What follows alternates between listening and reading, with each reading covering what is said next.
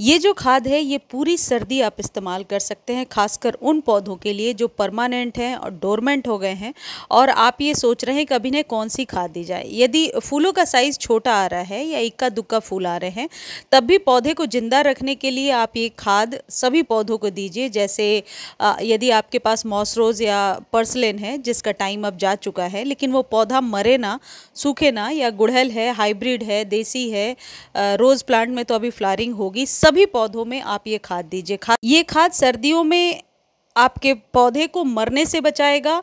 ये फूलों की संख्या बढ़ाने के लिए नहीं है, ये उसके लिए है जो पौधे सर्दियों में डोरमेंट होकर के बिल्कुल ख़राब हो जाते हैं, तो निश्चित तौर पर ख़राब नहीं होंगे।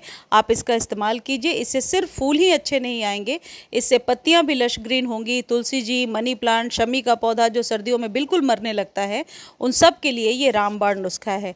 जर्मिनेशन के लिए यदि कोई भी सीड्स आपने लगाए हैं तो निश्चित तौर पर इसका छिड़काव करने से जर्मिनेशन जो है बहुत जल्दी होने लगेगी। आप इस खाद का हर एक वीक जो है छिड़काव कर सकते हैं या डायरेक्टली डाल सकते हैं गमले में। यदि आपके अपराजिता में बिल्कुल फ्लावरिंग नहीं हो रही है, एक दो ही फूल खिलते हैं, तो इसको डालने से लगातार फ्लावरिंग होगी। फूलों का खिलना कभी भी बंद नहीं होगा, ये गारंटी है। और ये आपके घर में ही ये चीज़ उपलब्ध है। पहली चीज़ है चाय पत्ती। चाय पत्ती तो हम सबके घर में उपलब्ध है। यदि चाय बनाने के बाद जो चाय पत्ती बचती है उसे आप धोइए और सुखा लीजिए। सर्दियों में याद रखिए बिना सुखाए हुए यूज़ ना करें, अदरवाइज़ कई बार मैंने देखा है फंगस क्रिएट हो जाता है। तो आपको क्या करना है, उसे धूप में रखिए और 2-3 दिन जब धूप में रखेंगे बहुत अच्छे से सूख जाएगा। चाय पत्ती को 2-3 बार आप पानी से धो लीजिए ताकि मिल्क के जो पार्टिकल्स हैं वो निकल जाएं, तो फंगस वैसे भी नहीं उसमें लगेगा। यदि दूध वाले पार्टिकल्स रहेंगे तभी ज़्यादा फंगस लगने के चांसेस होते हैं। यदि अदरक है उसमें तो जितना आप निकाल सकते हैं निकाल लीजिए। एक आध अदरक के टुकड़े रह भी जाते हैं तो सर्दियों में कोई हार्म नहीं करेगा। उसके बाद अच्छे से धो लीजिए, सुखाइए और फिर आप अपने गमले में डालना शुरू कीजिए। हर प्रकार के पौधों को दे सकते हैं, खासकर जो पौधे डोरमेंट हो रहे हैं और आप सोच रहे हैं कि डोरमेंसी में पता नहीं कौन सी खाद देनी चाहिए, केमिकल खाद तो देनी ही नहीं चाहिए। लेकिन ऐसा तो नहीं हो सकता कि पौधे को हम भोजन ना दें, तो आप ये चाय पत्ती एक एक चम्मच हर एक 15-15 दिनों पर दीजिए। लेकिन इसके साथ एक लिक्विड आपको मिला करके देना है, तो ये और ज़्यादा पावरफुल हो जाएगा। आप चाहें तो ये जो खाद है, मैं वैसे गीले में ही आपको ऐसे दिखा रही हूँ, लेकिन आप ड्राई करके डालना। आप चाहें तो इसे ड्राई करने के बाद जब यूज़ करना है तो 1 लीटर पानी में 4-5 घंटे छोड़ दीजिए और फिर उस लिक्विड को यूज़ कर लीजिए। ऐसा करने से इसके बेनिफिट्स और डबल हो जाते हैं और डायरेक्टली जड़ों तक खाद पहुंच पाता है। अब दूसरी चीज़ जो इसमें आपको मिला लेना है वो है एलोवेरा। एलोवेरा तो हम सबके घर में है, ज़रूर लगाइए एलोवेरा के पौधे को। एलोवेरा औषधीय पौधा है और इसके बहुत सारे फ़ायदे हैं। एलोवेरा के जूस से आप बहुत ही बढ़िया स्प्रे बना सकते हैं, जिससे कि गुड़हल या और पौधों पर जहाँ मिलीबग का अटैक होता है, या तुलसी का पौधा जो सूख रहा है, या शमी का पौधा, सभी में इसका इस्तेमाल कर सकते हैं। आप लोगों में से कई लोगों की क्वेरी होती है कि तुलसी का पौधा सूख रहा है या मिलीबग्स तो जाते ही नहीं, तो वीडियो को आप लोग प्लीज़ पूरा देखा कीजिए। मैं ज़रूर मिलीबग्स का उपाय भी हर एक दूसरे तीसरे वीडियो में बताती हूँ।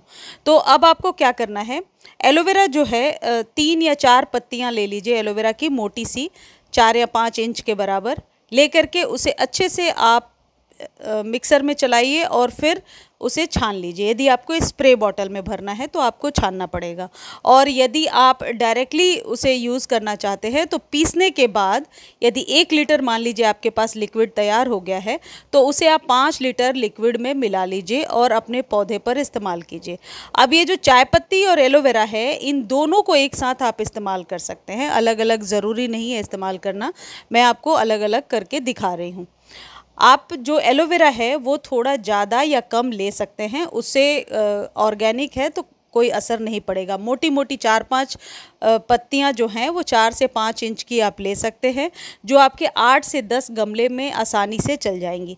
इसे एक बार मिक्सर में चलाइए और फिर नॉर्मल वाटर में मिला करके सभी पौधों के जड़ों पर दे दीजिए। आप 10 से 15 दिनों पर ये करेंगे तो जो सॉइल है एक तो नेचुरली भुरभुरी हो जाएगी। दूसरी चीज़, ये एलोवेरा एक कीटनाशक भी होता है, रूट्स का बहुत अच्छे से फैलाव करता है। एलोवेरा के बहुत सारे फ़ायदे हैं। आपने यदि पहले देखा होगा यूज़ करके, तो इसके बेनिफिट्स आपको मालूम होंगे। इसका स्प्रे ज़रूर बनाइए 3-4 बार छानने के बाद।